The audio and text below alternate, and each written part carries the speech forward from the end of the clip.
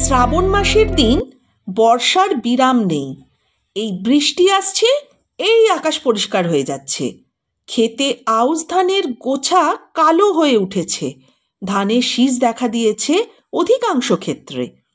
পুঁটি সকালে উঠে একবার চারদিকে চেয়ে দেখল, চারদিক মেঘে মেঘাচ্ছন্ন। হয়তোবা একটু পরে টিপ টিপ বৃষ্টি পড়তে শুরু করে দেবে। আজ তার মনে একটা অদ্ভুত ধরনের অনুভূতি। সেটাকে আনন্দও বলা যেতে পারে, ছদ্মবেশী বিষাদও বলা যায়।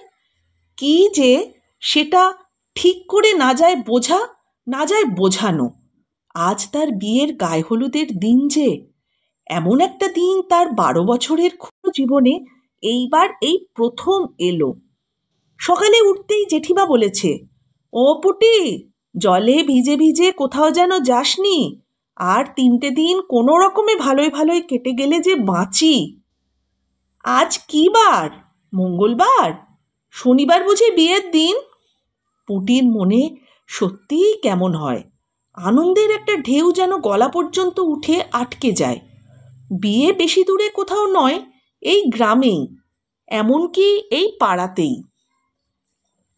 একঘর ব্রাহ্মণ আজ বছরখানেক হলো অন্য জায়গা থেকে উঠে এসেছে এখানে। 2খানা বড় বড় মেটে ঘর বেঁধেছে, 1খানা রান্নাঘর।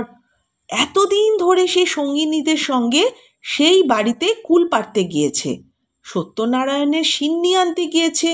যখন পাড়ার প্রান্তের ঘন জঙ্গল কেটে সে ভদ্রলোক বাড়ি তৈরি করেন ঘাটে যাবার পথের একেবারে ডান ধারে, তখন সে কতবার ভেবেছে এই ঘন বনের মধ্যে বাড়ি করে বাস করবার কার না জানি মাথা ব্যথা পড়ল।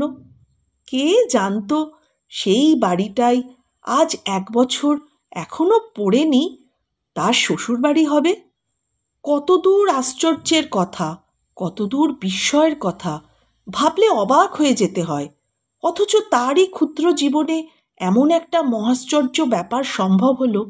যখনই সে এ কথাটা ভাবে, তখনই সে শুদ্ধ, তার মন শুদ্ধ যেন কত দূরে কোথাও চলে যায়।